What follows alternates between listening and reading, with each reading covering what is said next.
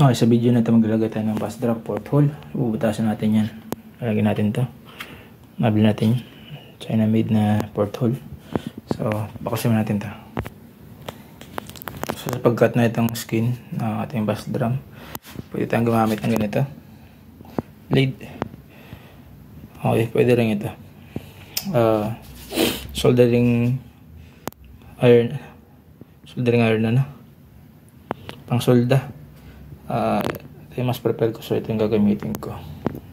Ito kung sanay naman kasi ito, pwede naman to.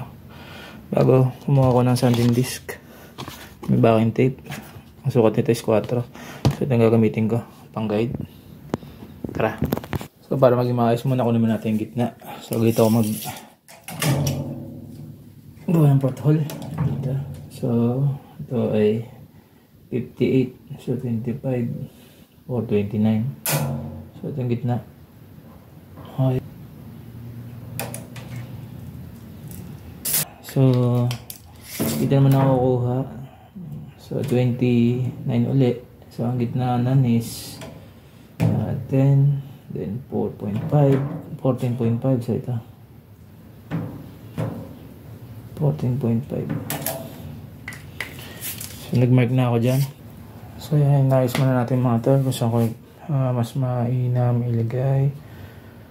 Basta ang ginawa ko, nung nakuha ko na itong gitna, plus ito, hanapin mo rin yung gitna, no? Bago ko ng sikot ng gilid na to, tsaka ito is equal. So doon mo siya lalagay. Okay?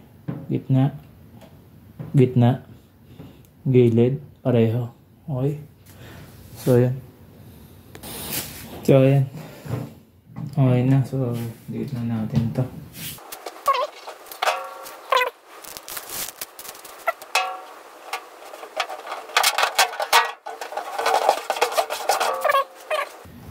Ang gagawin ko dito, itong aking sanding disc.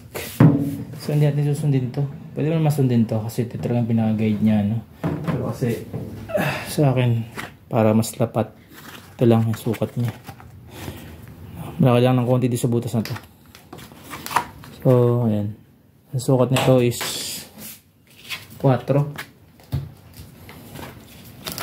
Ayaw hanap tayo ng platito o ano. Pero ito kasi yung ganda. 5 pala ito. Ayan, halos 5. So, gagawin natin. Gagawin natin dito. Ang purpose to, bakit ito ang ginamit ko.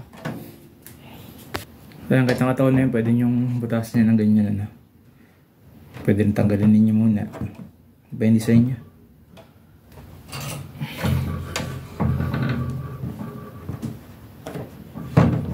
Sakto na natin to. Ayan. So isang mabilis muna.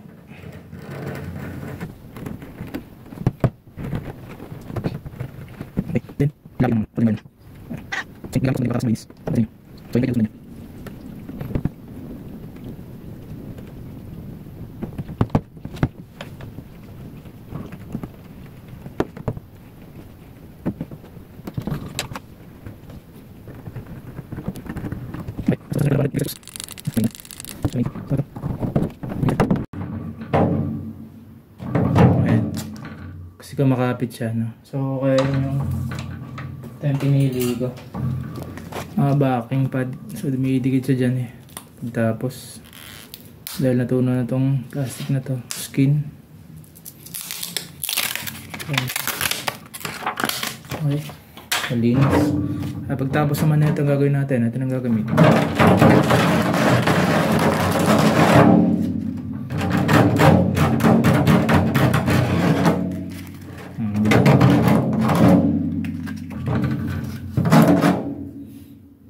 Ayan, so natapos na natin ito layain. Papasok na natin ito, pati yung kanyang rubber. So sa pagpasok na ito, ganito ang gagawin natin. So pag nasa loob na,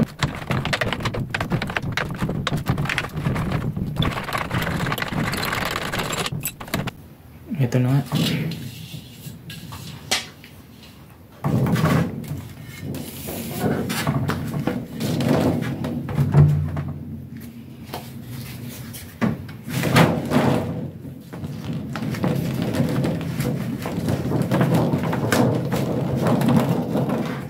So ayan. So alog-alog pa yan kasi hindi ka pa may pits magagawin ako dyan. So para kapit na kapit, tutula ko ito ng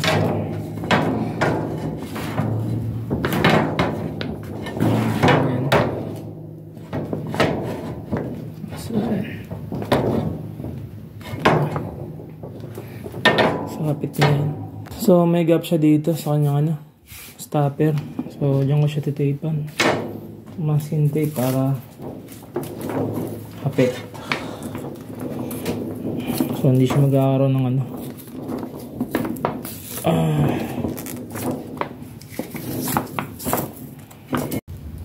So nalagyan natin ng masking tape.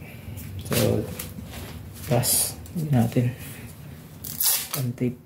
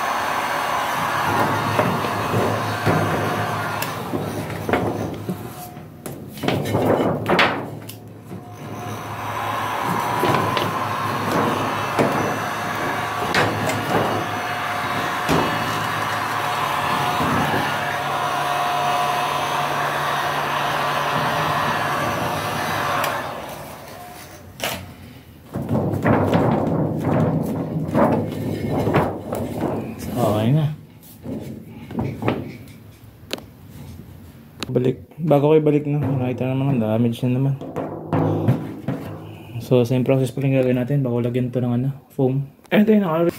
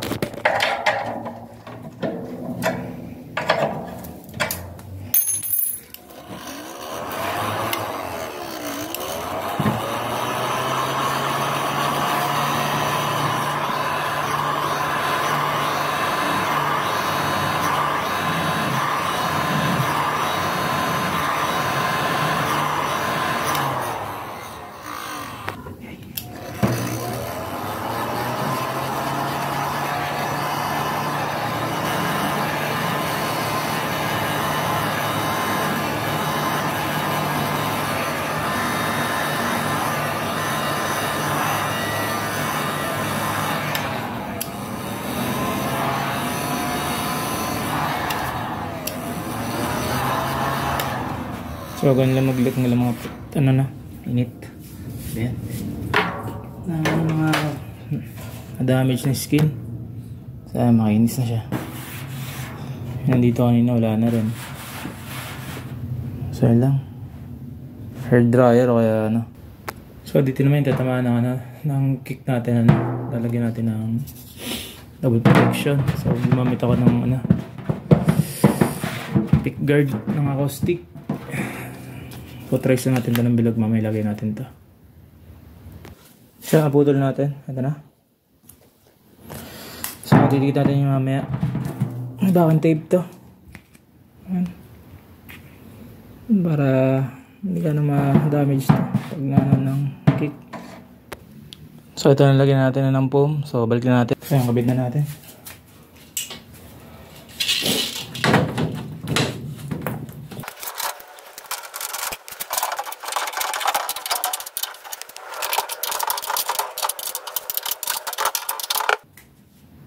So ayan, hindi muna natin yung totoo na yan. Okay, dikit muna natin yung pad para sa kick. So ayan, idikit na natin nandito. So natapos